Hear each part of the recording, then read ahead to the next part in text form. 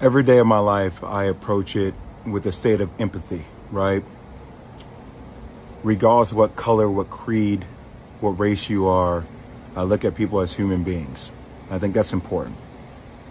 But life is always about taking a stand and holding principles. So I want to explain what I feel like my stance is as a black male in this world, okay?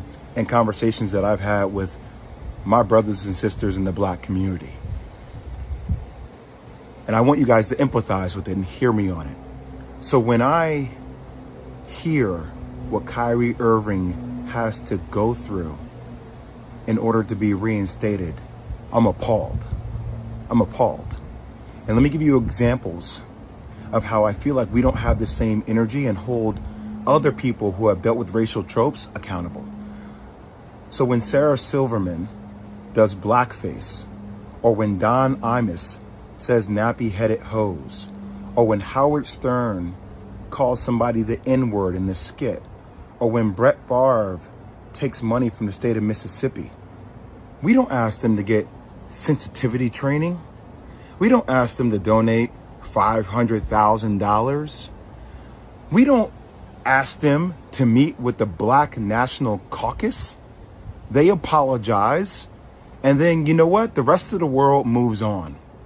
But what I feel like is happening here, and that's how in the black community, like we've been told that's how the process works, right? Think about that, Bert. That's how the process works. Oh, somebody does a blackface. Oh, it was a misunderstanding. We got it. Okay. You know, is that person really racist? Probably not. Was it ignorant? Probably so. Okay. We understand it. We move forward. We don't like it. We would love to hold them accountable. But society and having a lot of black people in positions of power, we don't have the governability to do that. But what we feel like happens with Kyrie is even after an apology, it's not enough. We feel like there needs to be more. And a lot of people I've spoken to over the last couple of days talk about this thing. Older mentors of mine talk about buck breaking. So we talk about tropes. This is something that we feel like in the black community that happened way back in the day, where if there was a slave that was defiant, right, he got broken in front of everybody in order to show that he was not in a position of power. And that at the end of the day, he had to do what he was told to do because that's what was mandated of him. And there's a bigger situation going on. What's happening with Kyrie Irving? If the Nets don't want him to be there, just say you don't want him to be there. But we should hold everybody accountable, even owners of teams accountable with things that are happening in other countries, i.e. China and Uyghurs and the Muslim genocide that is occurring, that we hear Enes Kanter talk about. But we don't keep the same energy for everybody. We pick and choose what conversational points we want to make more polarizing.